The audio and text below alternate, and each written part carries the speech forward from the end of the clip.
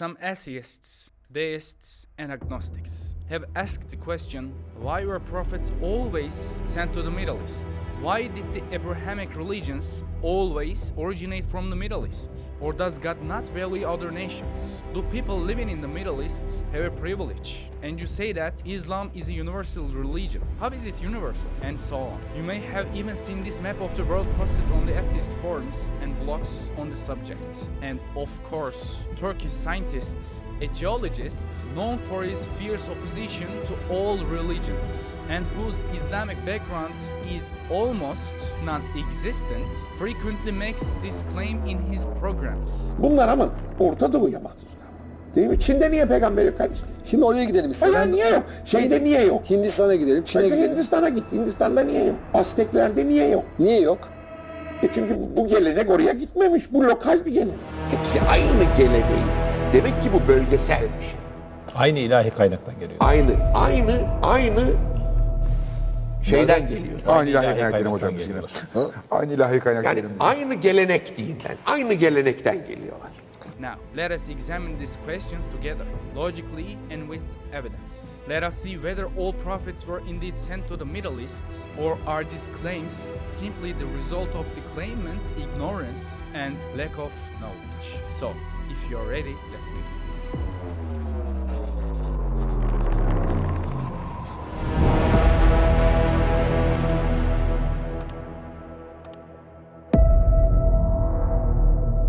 First of all, let us know that this is not a question that refutes Islam, because Islam doesn't make such a claim. There is no information in the verses or hadiths, which are the basic sources of this religion, that says all prophets were sent only to the Middle East. In fact, we can say that the Quran clearly says the opposite. And for every community, there is a messenger. We surely sent a messenger to every community, saying, worship Allah and shun false gods. We have surely sent you with the truth as a deliverer of good news and a warner. There is no community that has not had a warner. You, O prophets, are only a warner, and every people had a guide.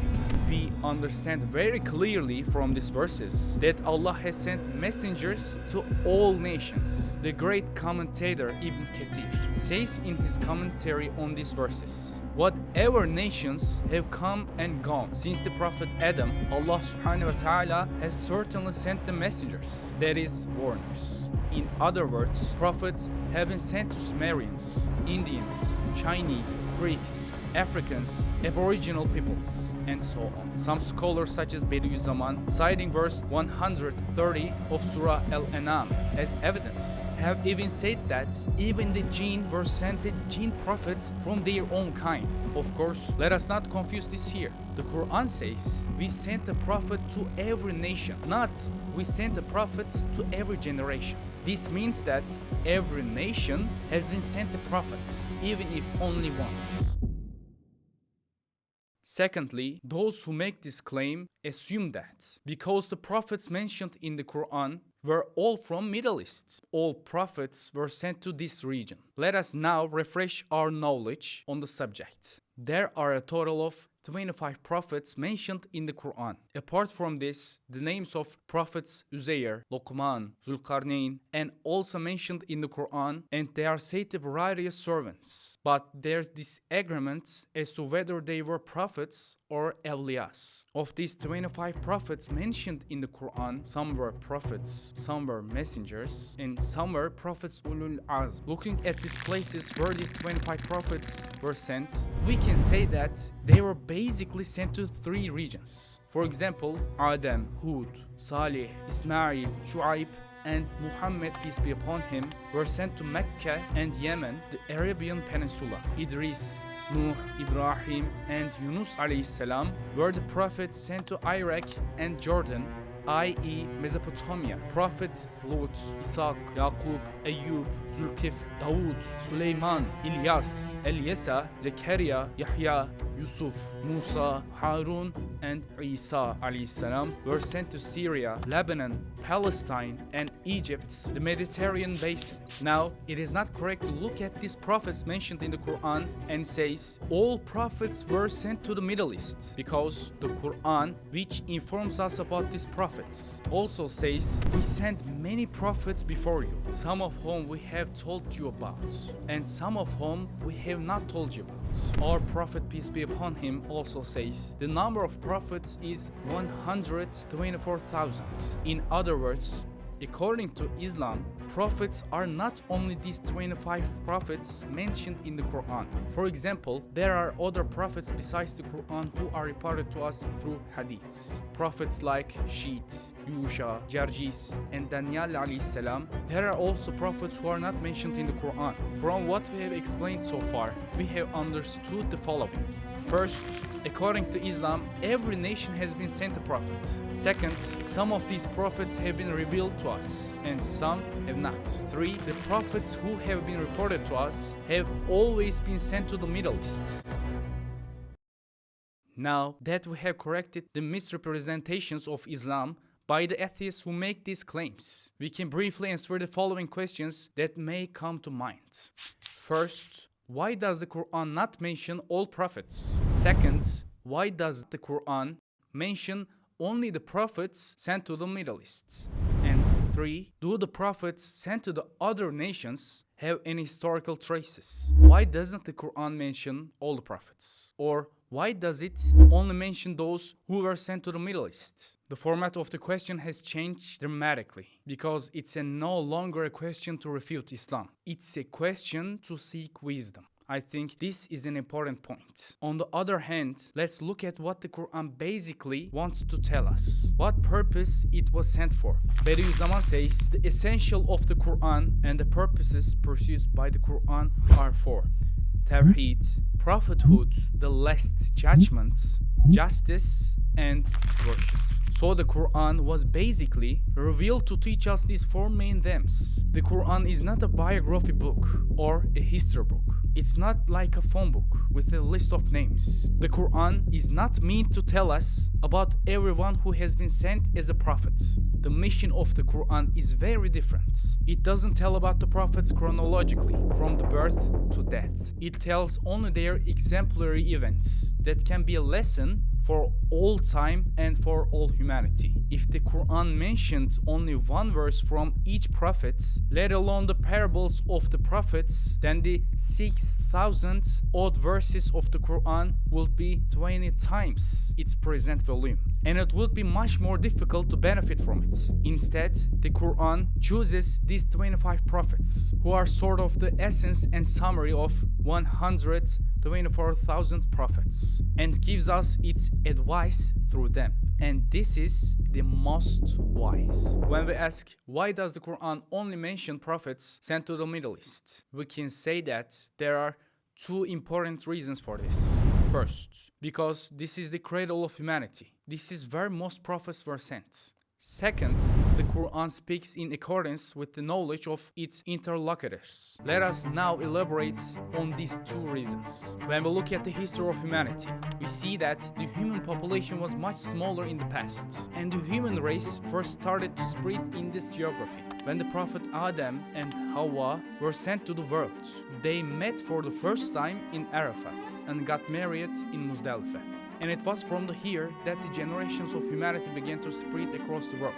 According to scientific data, the first urbanization, the first agricultural activities, the first writing, the first states all emerged in the geography. But of course, humanity didn't spread like a virus. When we look at the world population, estimates according to statistics, we see that the entire world population used to be size of a city. For example, in 3000 BC, the world population was only 14 million. 1,000 years later, the population increased to only 25 million. 100 million was reached in AD for the first time, and 1 billion was reached in 1880 for the first time. So, since humanity mostly lived here and human population grew and spread from here to the rest of the world, and since prophets would of course be sent to the places where there are many people, it is logical that many prophets would be sent to this geography and the Quran would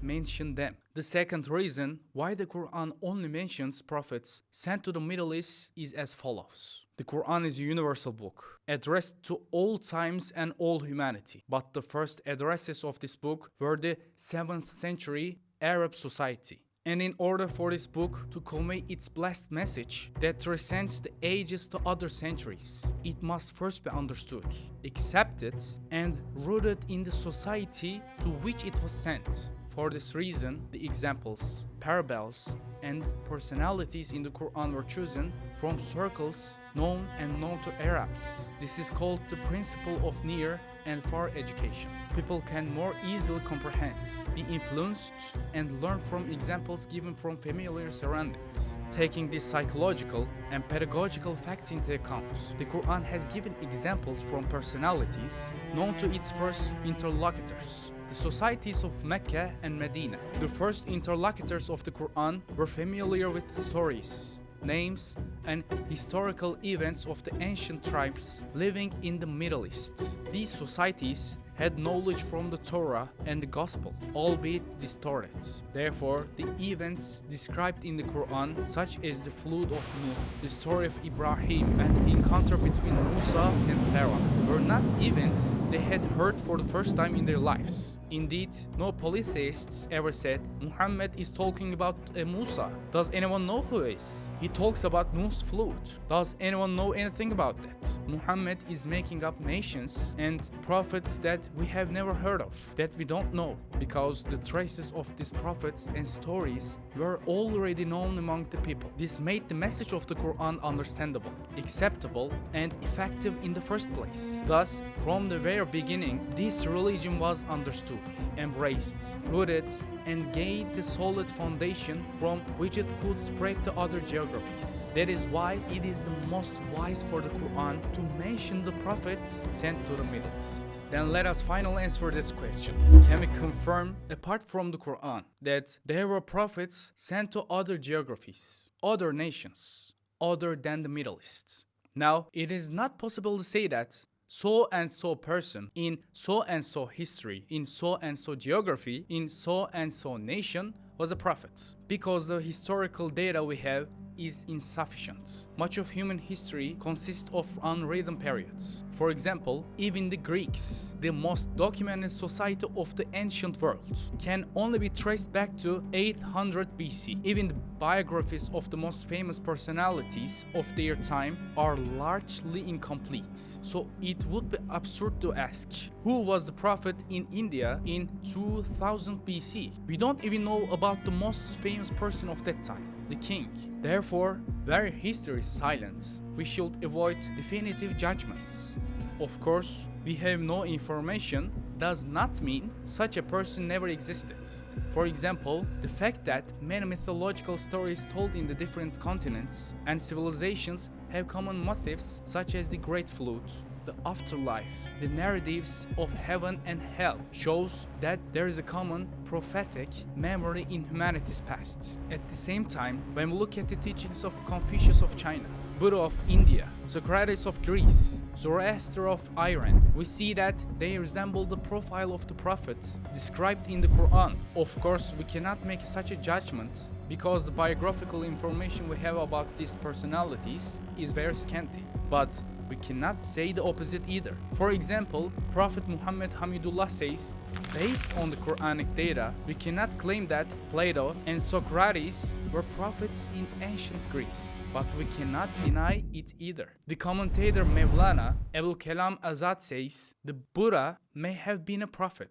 Imam Rabbani also says about this subject in his Maktubat. Even in India, which is thought to be the most depraved place of prophethood, a prophet from India has come. And he explains the two reasons what they are historically unknown as follows. First, the people mocked the prophets as crazy or liars and didn't accept them. Sometimes no one believed in these prophets. Sometimes the number of believers was limited to 2 or 3.